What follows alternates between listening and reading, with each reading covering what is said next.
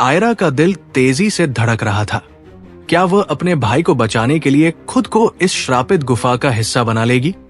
गुफा की दीवारों पर चमकते प्राचीन अक्षर अब और तेज हो गए थे।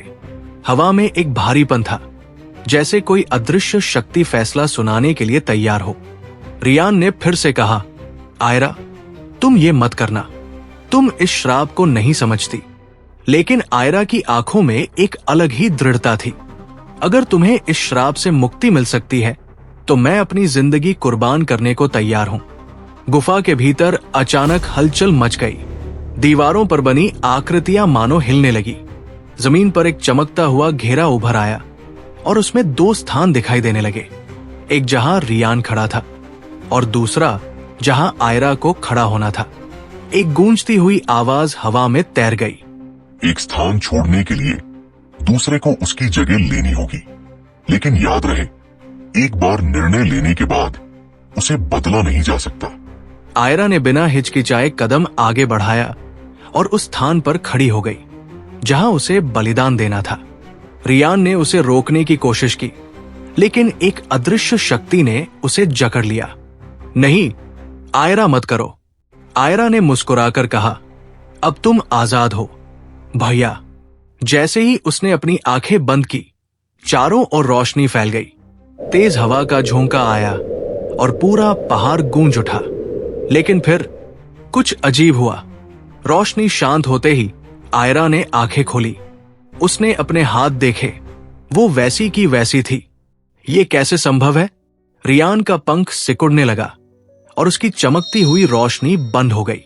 रियान भी हैरान था। वो वापस पूरी तरह इंसान बन चुका था, लेकिन आयरा को कुछ भी नहीं हुआ था। तभी गुफा में फिर से वही गूंज उठी। तुम्हारे बलिदान में सच्चाई थी, लेकिन प्रेम और साहस से भरे दिल को ये श्राप नहीं छू सकता। ये शक्ति केवल उन पर असर करती है जिनके दिल में लालच या डर होता है। आयरा और रियान दोनों हक्के बक्के रह गए। रियान ने धीरे से कहा, मतलब गुफा ने मेरा त्याग स्वीकार कर लिया? आवाज फिर गूंजी, तुम मुक्त हो और अब ये श्राप हमेशा के लिए टूट चुका है। गुफा की दीवारों पर उभरी सभी चमकती आकृतियां बुझ गई। पहाड़ों से निकलते ही रियान को महसूस हुआ कि उसका शरीर हल्का हो चुका था। वो अब इंसान था पूरी तरह।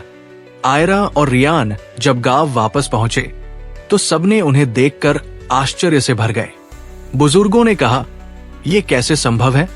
राग के पहाड़ों का अभिशाप तो कभी टूटा ही नहीं था। रियान मुस्कुराया, शायद क्योंकि किसी ने पहले कभी बलिदान को दिल से स्वीकार नहीं किया था। गांव वालों ने खुशी में जश्न मनाया। आयरा ने आसमान की ओर देखा। उसे लगा जैसे गुफा की वो अदृश्य शक्ति अब हमेशा के लिए सो चुकी थी। अंत या एक नई शुरुआत? लेकिन पहाड़ों के ऊपर उड़ते हुए एक जोड़ी आंखें चमक रही थी। क्या श्राप सच में टूट चुका था या कोई और रहस्य अब भी छिपा था?